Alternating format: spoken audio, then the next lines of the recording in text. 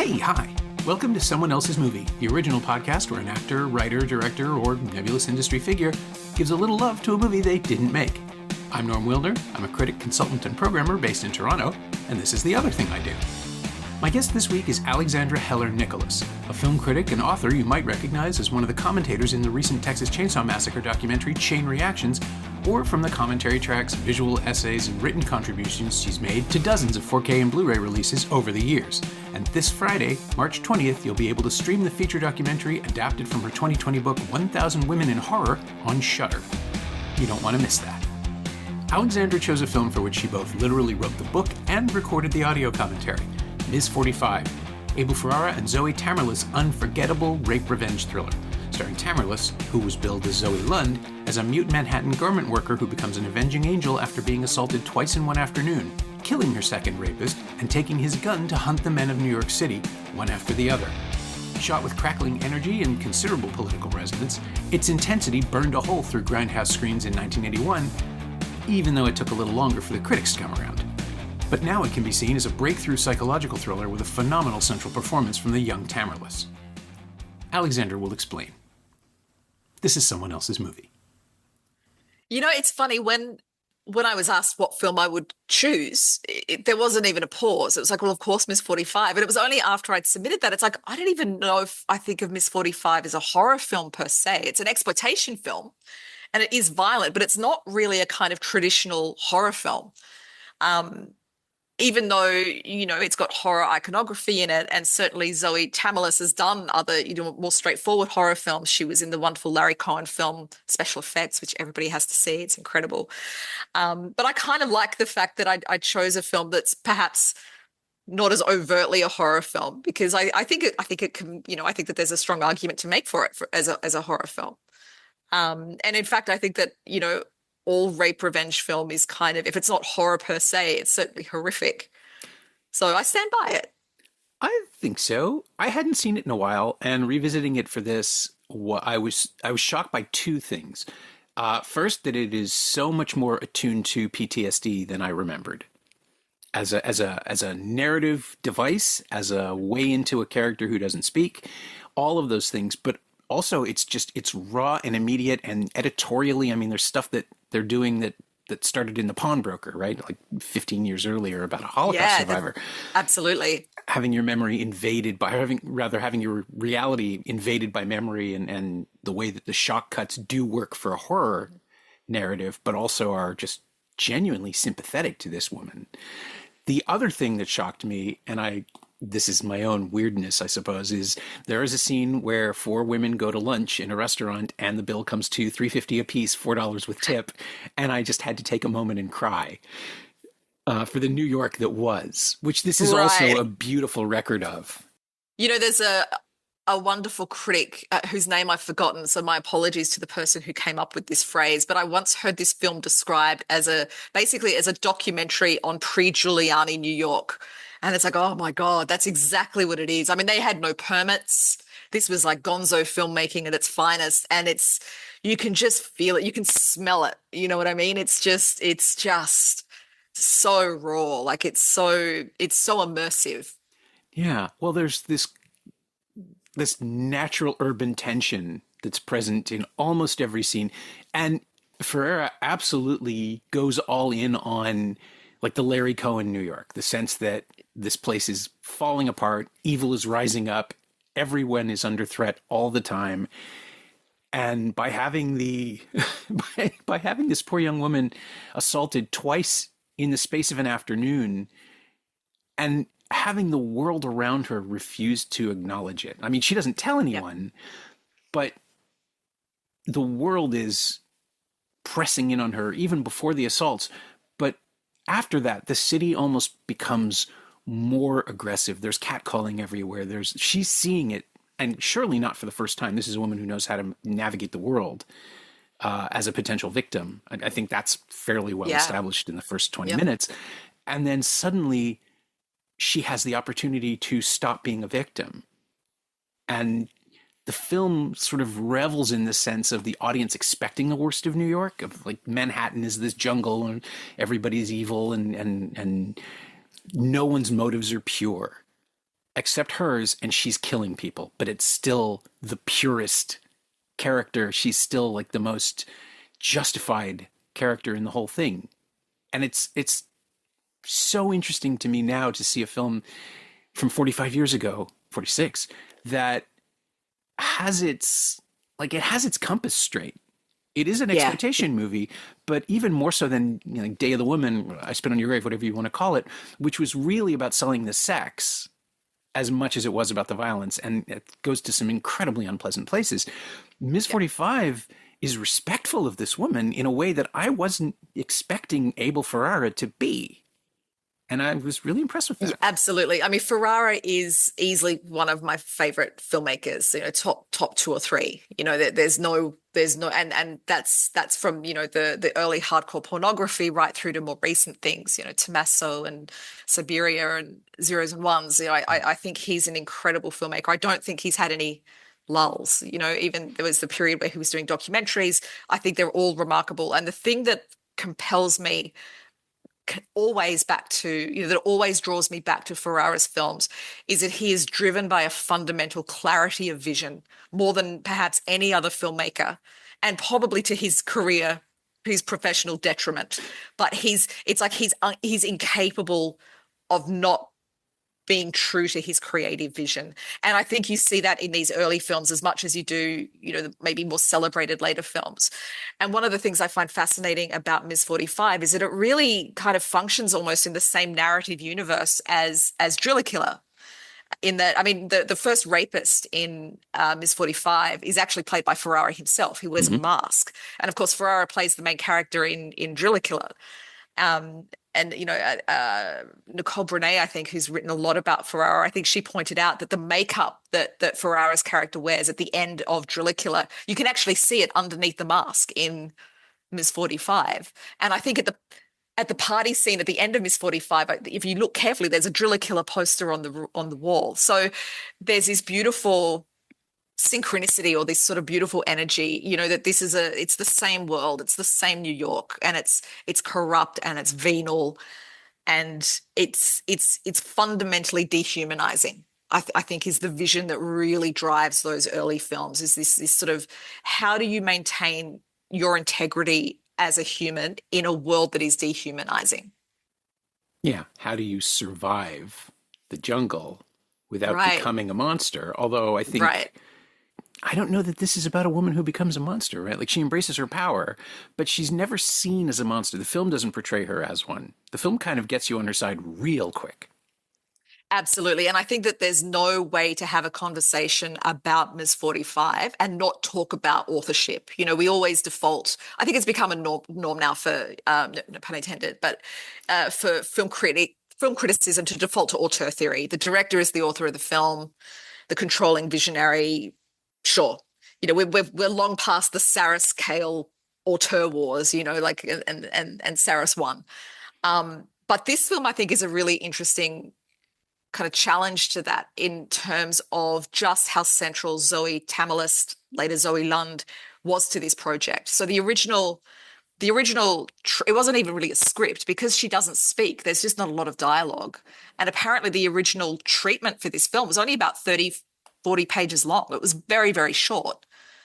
So a lot of it, and Ferrara has said himself, the success of the film hinged completely on her performance and what she brought to the film. So I do think that there's a really strong case to be made about her being the author of the film as much as Ferrara. And I say that as like a Ferrara loyalist. I don't mean to diminish Ferrara's capacity and his authorship on this work, but I really do think of this film as almost like a dual authored text. And there's quite famously well documented sort of little bit of argy-bargy between Tamerlis and Ferrara about exactly that. Yeah, I mean, I think Ferrara sees himself as an incredible collaborator. I'm not sure that's always the case, but here there's no question the film does not work without what she does. And I can picture other actors, sure, but I don't think there's something in the tension that she brings, not tension, there's something in the watchfulness that she brings that changes the dynamic of almost every scene. You can't look at anybody else, even before the trauma starts. She's got these huge eyes. She's got this interesting physicality. She's watchful and she's always very poised. There's that line about halfway through where the photographer says, you know, like, you're too pretty to be a model. And he's buttering her up, but he's not wrong. There's something unself-conscious about the way she carries herself that models don't have.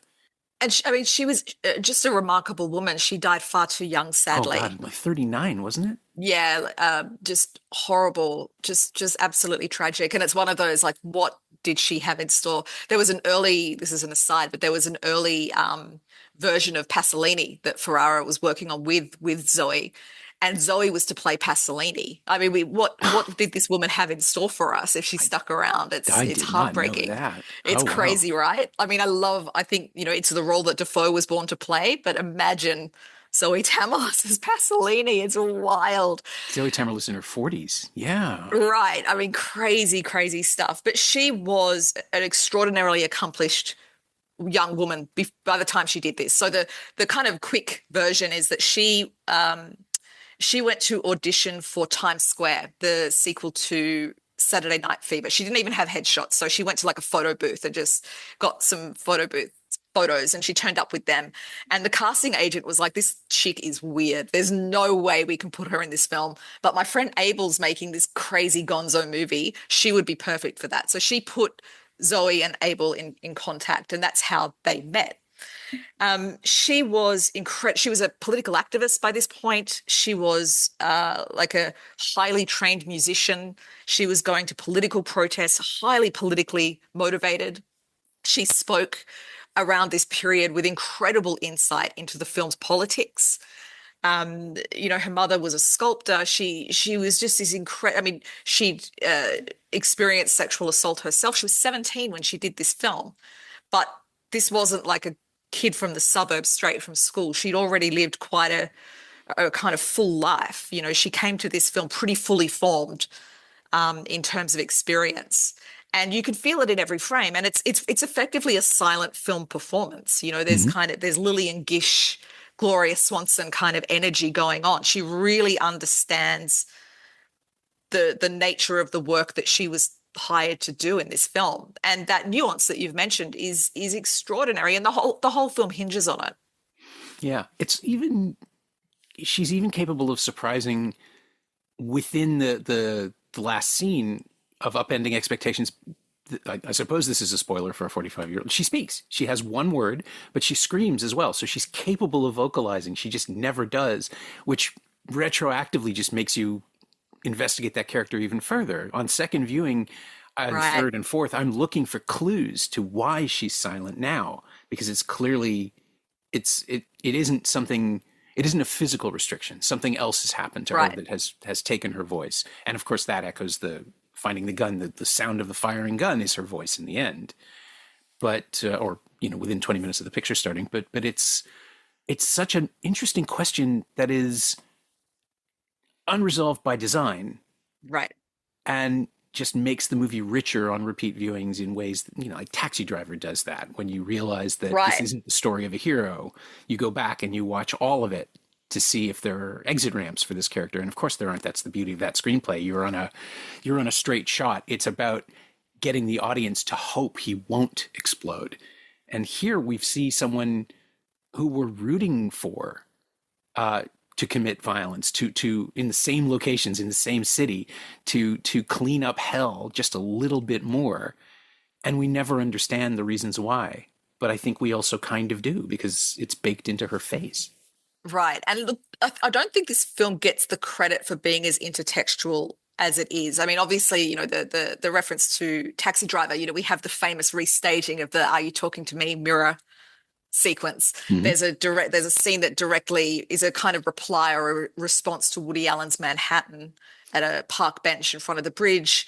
Death Wish, you know, there's a scene in there that's kind of, again, kind of replying or in conversation with Death Wish. But I think a really important film to keep in mind, but something when people see this film for the first time, they're like, what's with the two rapes? Like, that's kind of why, like, why? Like, Like one, she's raped once, that's terrible, but two rapes, I don't get it. There was a really important and enormously influential television miniseries in 1974 called A Case of Rape with Elizabeth Montgomery from Bewitched of all things. I know that's kind of random, but it was like a blockbuster, like proper water cooler television. And it's about a woman who is raped twice, and she kind of goes through the court system, and it's about her husband and her family and her decision to take this to court. So the dual rape setup, I think, is very much tapping into A Case of Rape really started a very big public conversation about sexual violence and sort of in the context of second wave feminism.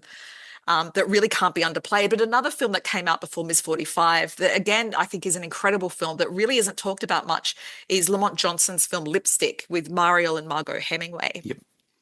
And in that film, Mariel Hemingway is like a supermodel, and the lipstick is, she's like famous for being in a lipstick ad.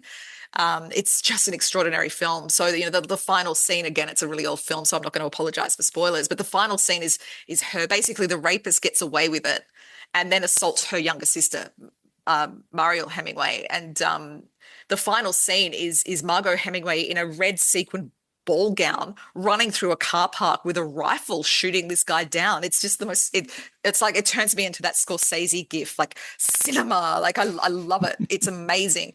But I love that Miss 45 kind of flips that. It's like, okay, we're not going to focus on the models and the glamour. We're going to focus on the girls that work in the garment district doing the ironing and the cutting. And those are the reasons that Zoe Tamerlis was originally drawn to this project. She's always, I use present tense, but she always said if this film was just about Thana getting even with the people who raped her, she would never have done it. She was more interested in the systemic violence. So she, her vision is that the real villain of this film is her boss. So she was much more interested in these kind of class dynamics, the kind of systemic way that violence against women is built into the world that we live in.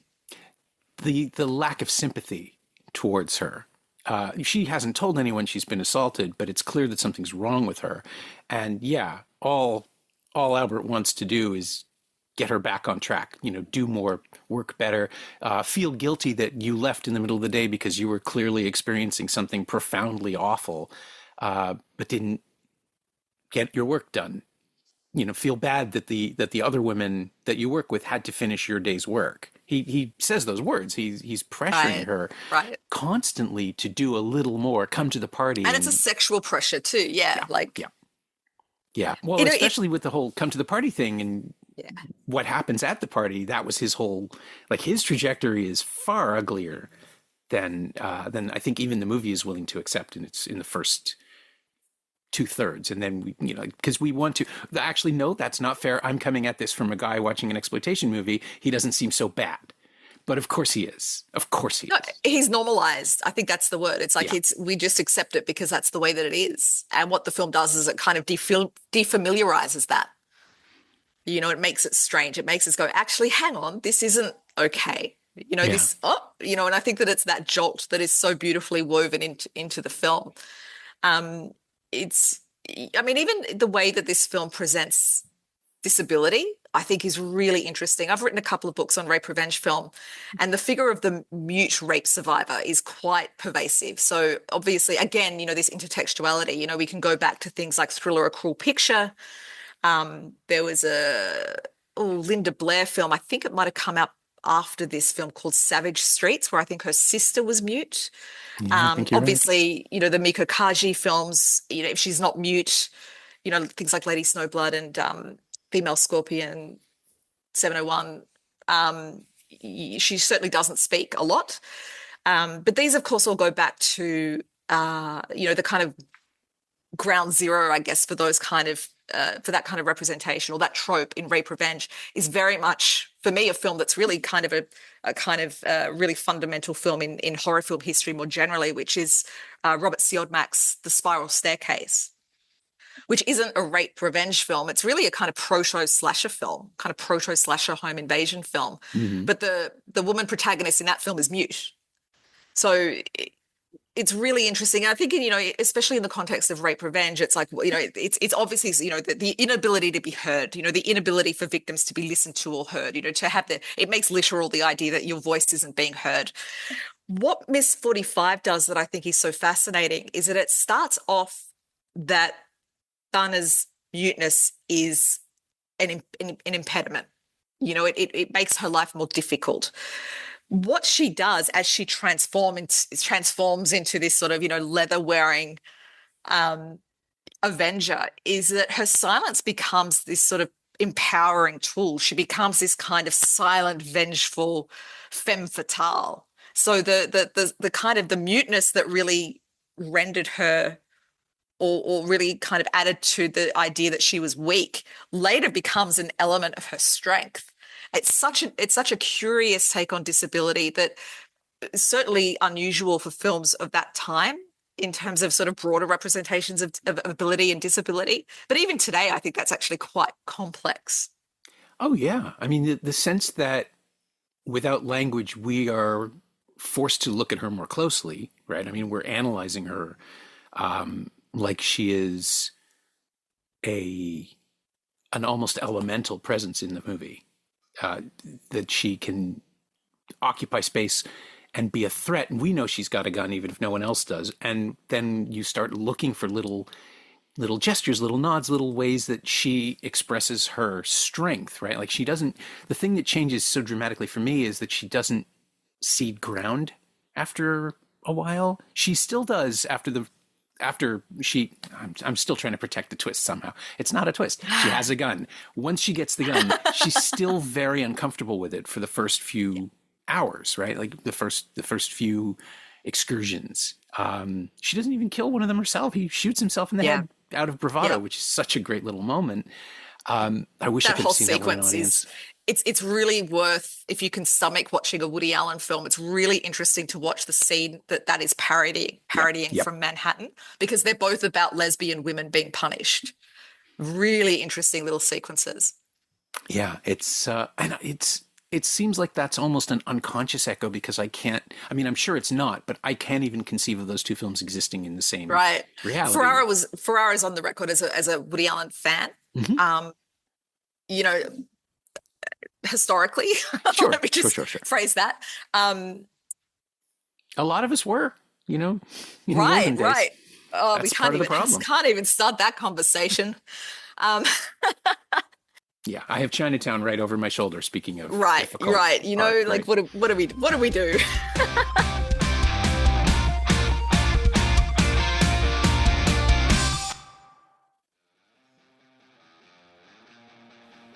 Hey, it's Norm interrupting my own show to bring you up to speed on Shiny Things, my newsletter about physical media, culture, and the odd streaming project. Last week, I reviewed the new 4K special editions of Nightcrawler from Shout Studios and Battle of Britain from Australia's Imprint Films, and of course, there was the Friday What's Worth Watching dispatch for paid subscribers. Sign up for a 14-day free trial at shiny-things.ghost.io or find a link at the Semcast Blue Sky account. You like reading about movies? I like writing about them. Come check it out.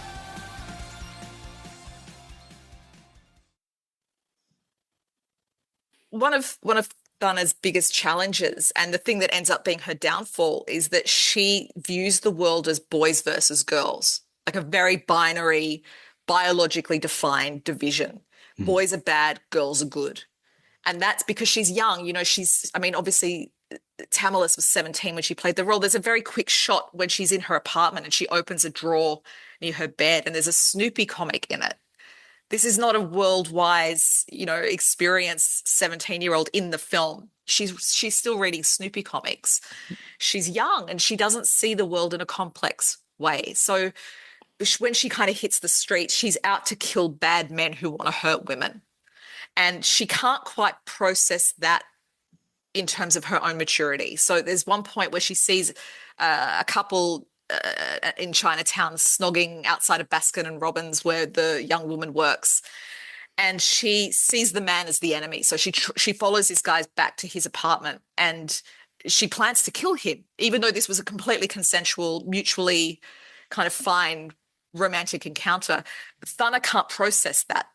And the reason why the climax, this is a spoiler, but it's an old film, so, people have been warned. In the climax, because it's a Halloween party fancy dress costume, there's a lot of cross-dressing. Mm-hmm. So the thing that slows her down, she goes on this kind of shooting rampage, but where she slows down is that there's a man in a wedding dress.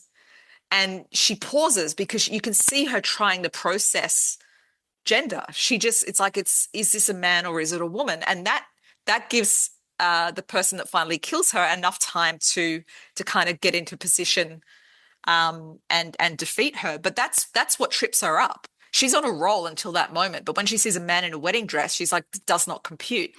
And this is brought to the fore because, of course, the final moment of the film is that she is killed by one of her best friends who's wearing a kind of tuxedo. Like she's in this sort of male drag, and she holds, very famously, she holds the knife, this butcher knife, at crotch level. Yep. Like it's not subtle, this sort of phallic knife. And that's when Thana speaks. She says, sister. And it's because her kind of binary vision of the boys good, girls good, boys bad, it's collapsed in these final moments, and it leads to her death. She can't comprehend the world in any more of a complex way. It's something that also lets her, in the final scene, be a monster. Like, it's the only time we see other people be afraid of her. And we get a sense of who she is through their eyes. But by that point, she can't stop. Right. And it becomes, I kept thinking the scene, I literally just watched it again. And the scene, the moment where she shoots the man in the wedding dress, that is every reference of like Jason cocking his head a second before raising the machete, every Friday the 13th sequel. That's who that is by that point. That pause. Yep. Yeah. It is. And it's a glitch to her. Yeah. But it's also, it felt to me like the last flicker of compassion. Just dying. Absolutely. And of course, it's also the fact that all of this is framed with this quite overt religious iconography. She does all of this dressed as a sexy nun. There's been a lot of ink spilt about Ferrara's sort of Catholic films. Nicole Brunet talks about his Catholic trilogy, which is Ms. 45, Bad Lieutenant, and Mary. I think Mary was 2005, 2006. I could be wrong on the date there. And of course, more recently, his Padre Pio film. Mm. So these kind of religious, specifically Roman Catholic, kind of the iconography is something that really permeates Ferrara's work. And I think that we really get the first solid glimpse of that in Ms. 45. And it's, it sort of obviously ties it into nunsploitation traditions. Yeah. But I do think, especially if you look at something like Bad Lieutenant, which Zoe Tamerlis was also in and also co-wrote. Yeah. Right. And it's an amazing performance in that film. She's only in it very briefly, but, the writing that she did on that film is sort of legendary. You do really get the feeling that there is something a little bit more to that than just, oh, she's a sexy nun. You know what I mean? The whole like restaging of that taxi driver scene in the mirror. Are you looking at me? Are you talking to me? Mm-hmm. The kind of mute rendition of that, but dressed as a nun is quite powerful. Yeah. Well, and also it's the how can I put this? It's the flicker of awareness too, that she has to start disguising herself. And on Halloween, no one is going to look twice at a hot nun, but she knows that, and it's a performance of it in a way that she hasn't done before, right? Like, she's never pretended to be anything other than herself, and now she's empowered in this disguise, but it also sort of signifies to me the sort of calculation in the death of her humanity, or at least putting her humanity aside in order to continue with her mission. And there's an amplification of paranoia as well. I think it's often considered a sort of small novel, like a little comedy thing, but the whole relationship that she has with her landlady's dog, Phil the dog. I love the landlady. Ferrara originally wanted the landlady to be played by Divine. And that's one of my favorite little tidbits about it. Can you imagine Ms. 45 if it was Divine upstairs with the dog? Like, what a film. I think it would let us off the hook in a lot of ways, though. In a way I literally can't even imagine. Yeah, it would have been great. It would have been, I'm sure Divine would have crushed it.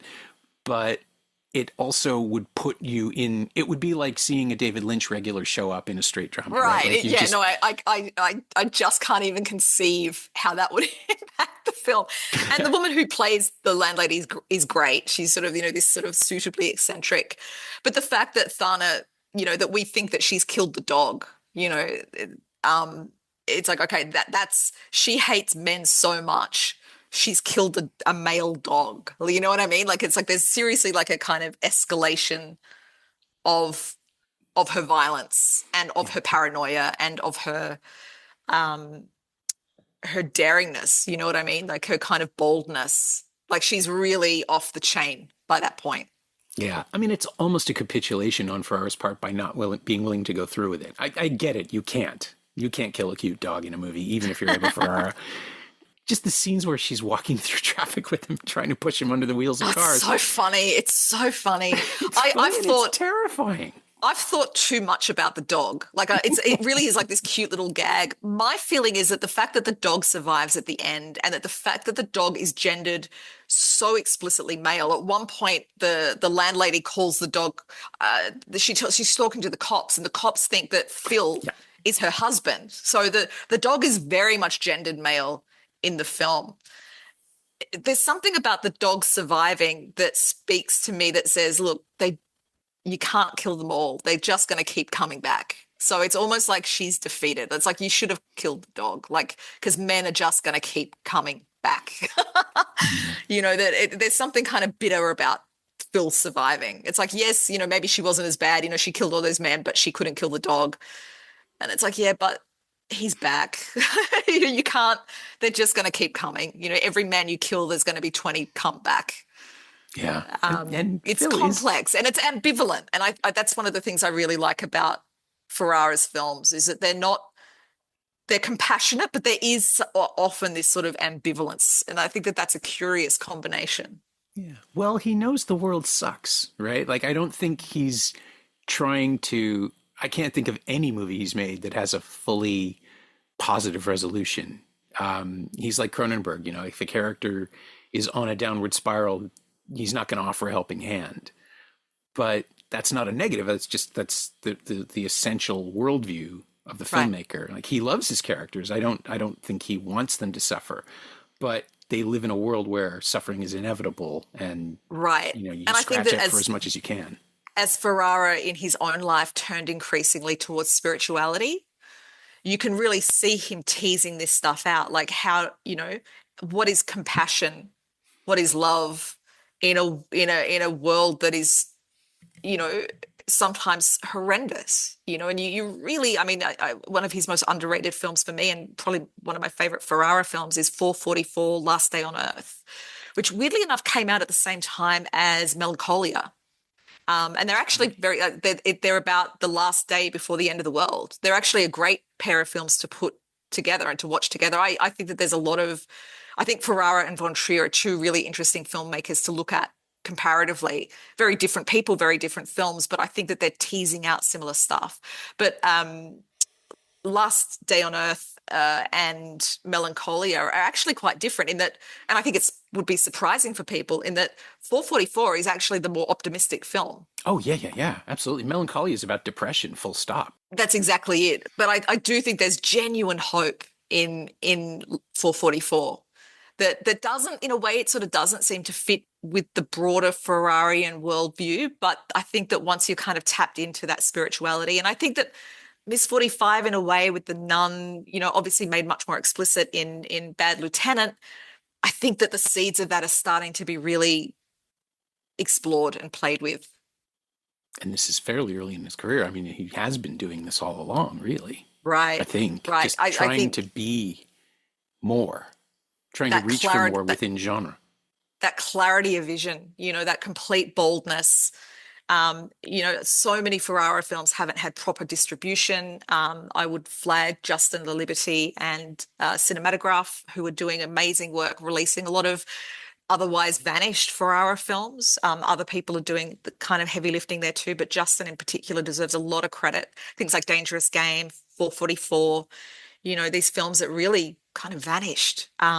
It's wonderful to see these films kind of come out from hiding so that we can kind of look at them. And it's like, okay, well, let's talk about 444 and Miss 45. Let's talk about Driller Killer and Tommaso. You know what I mean? Like to get this kind of holistic view of Ferrara's work. Yeah, The Addiction was the one I keep thinking about too, in relation to Portraits of New York, Portraits of Desperation, Portraits of... That film, that's a documentary about doing a PhD as far as I'm concerned. Like that's documentary realism. That's what doing a PhD is like. Amazing film. I mean, I really love Body Snatchers. There's a scene in Body Snatchers, a very famous speech that Jennifer Tilly, Meg Tilly gives. Meg Tilly, where are you going to run to? The wrong Tilly. Yeah. Right. There And it's you on go. YouTube. If you've not seen it, the where are you going to go? Where are you going to hide? It is just, I mean, and it's a masterclass in what a great director of actors Ferrara is. But it's really one of the like top 10 Ferrara scenes. Like that film is just next level. And that scene is indescribable.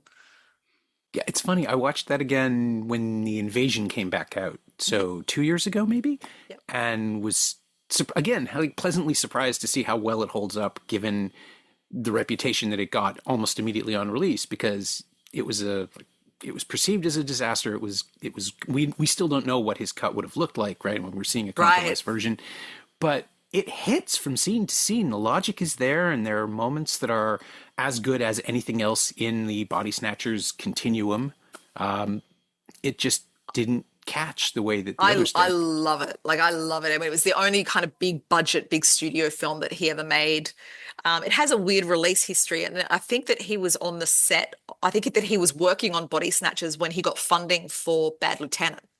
So Body Snatchers came first, but with the delays in release of Body Snatchers, it actually meant that Bad Lieutenant came out first. So I think a lot of the reception at the time that Body Snatchers was finally released is that people were coming to it straight from Bad Lieutenant. And that's a weird jump. Like that's a big jump that I think really jolted a lot of people.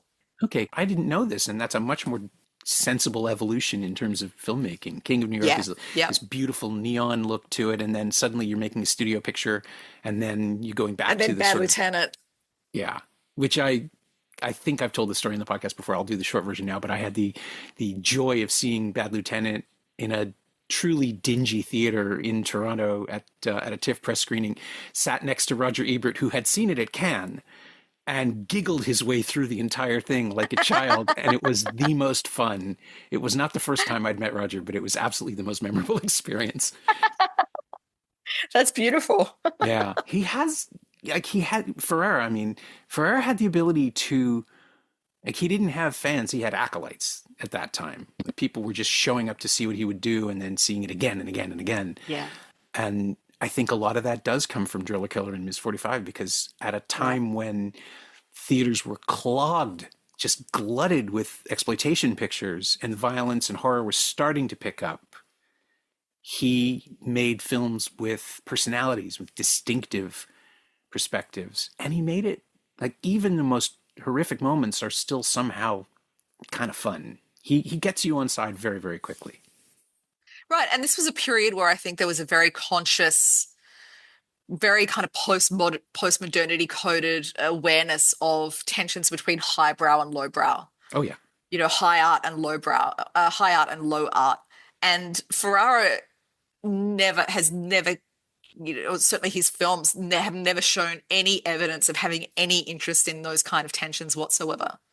Yeah. There's a book, I won't, you know, kind of give the name of the author because it's not fair, but there's one book that came out a long time ago, and this stuff wasn't public then, but they addressed the rumor that Ferrara's first film was a hardcore porn film called 9 Lives of a Wet Pussy.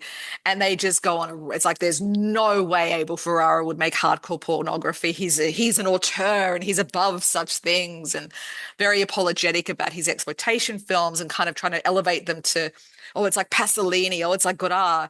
And it's like, I mean, you watch 9 Lives of a Wet Pussy and it's like, yeah, this is a Ferrara. I mean, he's in the film. Like, it's not, you know, he literally stars in the film because the actor that they hired couldn't get it up. Hilarious. But this kind of highbrow, lowbrow thing, Ferrara's never cared about. And I think that that's also perhaps impeded coherent reception from more orthodox film critics. Whereas if you just kind of tap into his energy, it's all consistent. I mean, to me, he's got one of the most consistent bodies of work of any filmmaker I can think of. Yeah. Maybe like up there with Von Trier again. I think that they're in this clarity of vision that they're so unrelentingly and often to their detriment kind of dedicated to. Speaking of problematic guys. Well, sure, yeah. Ferrara is one I'd rather see celebrated for his art. I think I don't think Ferrara's not problematic. I think that, Well, he embraces his contradictions, right? I don't think he could be inauthentic, which extends to, he can be a dick, but I don't think he's ever, I mean, I would be shattered to find out if he had, because it doesn't feel like that the work he does lends itself to that, because there is this incredible empathy in his movies, even when they're just wiping people across the floor. I think that they're really spiritual, like even when it's like, Cat Chaser or, these kind of, I mean, Dangerous Game, like with Madonna. Like, I think that all of these films, you can kind of pick up that energy. I think Ferrara's films, and he uses the word a lot in interviews, but it's all about energy. It's all about the vibe, Yeah. And I think the vibe is consistent. I'm trying to remember. I spoke to him for the, I think it was called Welcome to New York, the film he made with Depardieu. That's a wild film. That was the Dominique Strauss film, yeah? Wow, that's a lot of film. That is a lot of film. Yeah, and his takeaway from that was that, and he was like, the content of the conversation is so vague to me because he was distracted by something. I think he was actually on set for his next thing and taking a cell phone call, and I was struggling to hear him, and he was giving me great answers, and it was all very forward, and then he'd just start going, no, that's, hang on, I got to talk to you in a second, and he'd put the phone down and talk to someone and come back. But his sense that you could make a movie about that character, and I don't think that's somebody that Ferrara liked at all, the real person, Strauss-Kahn, but he was fascinated by him. And the thing that he kept talking about was the entitlement, like the idea that you just come in and you immediately try to drag the maid into your bed because, that's what you do. And without saying so directly, he was managing to imply very heavily that Depardieu is exactly the person to play that role. And that's interesting. That makes it actually makes it a tough film to try to rewatch. I tried to rewatch it recently and it was like, I can't, like, love you, Abel, but I can't. Yeah. And it's like, it's so hard to separate what we know about Gerard Depardieu now from that. So that's like clearly perhaps not accidental. Yeah, it was, I'm paraphrasing. This isn't a direct quote, but it was basically like things like we would start a scene and he would just keep going. And it's, what exactly are you saying about this? Yeah, that's a lot. Yeah, but to be able to tell that story and to tell it the way he did aesthetically with distance and remote kind of judgment coming from the lens without ever putting it in the text. That's somebody who thinks about this stuff. That's somebody who doesn't. Well, Tommaso is one of my favorite Ferrara films, and it's basically Willem Dafoe playing a kind of loosely sort of autobiographical picture of Abel Ferrara. They both live in Rome. I think they're neighbors. So Dafoe and Ferrara are really close. Mm-hmm. And the presentation, like the way that Ferrara presents himself in that film is not, it's pretty warts and all. The way that film ends, if you take it as this sort of loose semi-autobiographical thing, it's pretty he's pretty self-aware. Let's just put it that way. Like, this isn't a guy it's not a defensive film.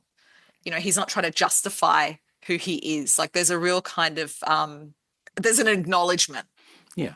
That mistakes have been made. Yeah, like it's a remarkable film. It's a great film on its own sort of merits, but if you watch it through the lens of this being this sort of semi-autobiographical film, it's like, wow, I don't know a lot of people that would be able to kind of do this to themselves.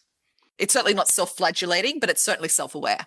Yeah, he's a warts and all confessor, right? Like, he knows, I think he knows what his limitations are, and you find those out over decades. But that brings me back to Miss 45, when nothing is limited and everything is possible, and he still chooses to make ultimately a really sympathetic film about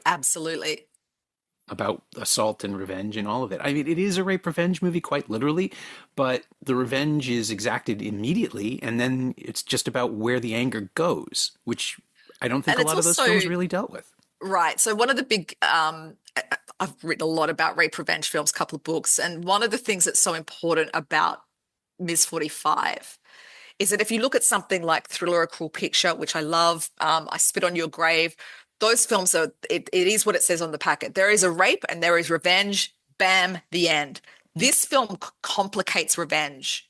This film basically says revenge is not enough. Revenge is not going to give you salvation. Revenge is not going to give you the spirituality and the kind of comfort that religion does. You know what I mean? That you got your revenge, but it's hollow and you're still lost. And there, you know, and it will destroy you.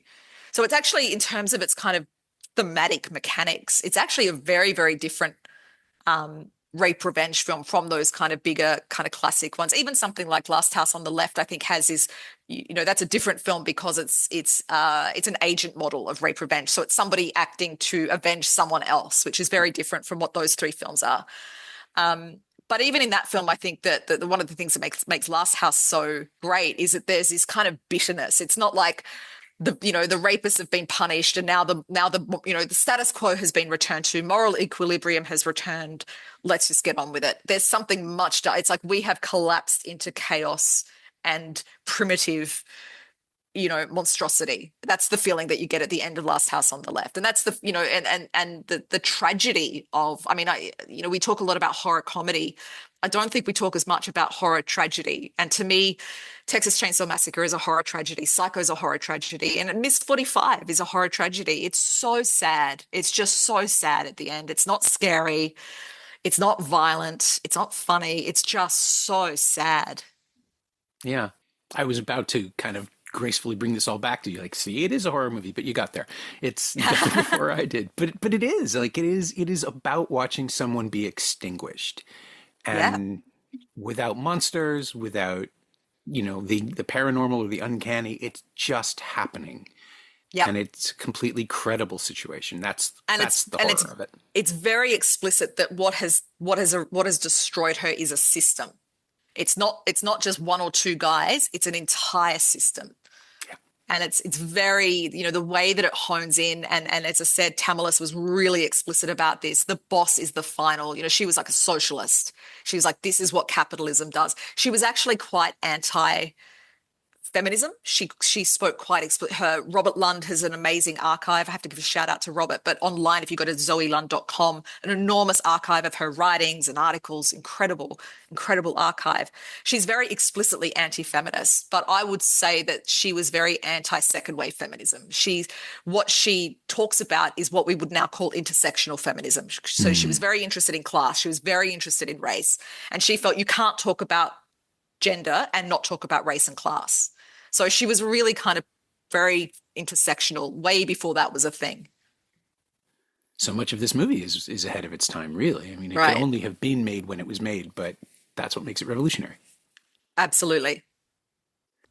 My thanks to Alexandra Heller-Nicholas, whose book 1,000 Women in Horror is now a really absorbing documentary available to stream on Shudder this Friday, March 20th. Thanks also to Caitlin Flanagan and Rahul Barkley. They know what they did. You can find Alexandra on Instagram at HorrorNonna, all one word, HorrorNonna, and that's also the name of her website, where you can find links to pretty much everything she's done.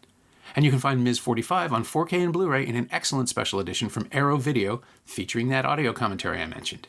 It's also streaming on Plex and Fandor in North America, and on the Roku channel, Canopy, and Hoopla in the US, and Shudder in Canada. And it's available to rent or buy on various VOD services across North America. You can find me on Blue Sky at Norm Wilner, and you can find this podcast there at Semcast, SEMcast, and on the web at someoneelsesmovie.com. The first year of the show is still available for just $20 at payhip.com/Semcast. That's the first 52 episodes of Someone Else's Movie, 40 of which aren't currently available anywhere else. And check out my newsletter, Shiny Things, at shiny-things.ghost.io. I think you'll enjoy it. Our theme song is by The Last Year. If you like it, or the show in general, please say so. Leave a review wherever you've been listening. Every little bit helps, it truly does. And check out the other shows on the Frequency Podcast Network while you're doing that. Stay safe, watch movies, get all the boosters. I'll see you next week.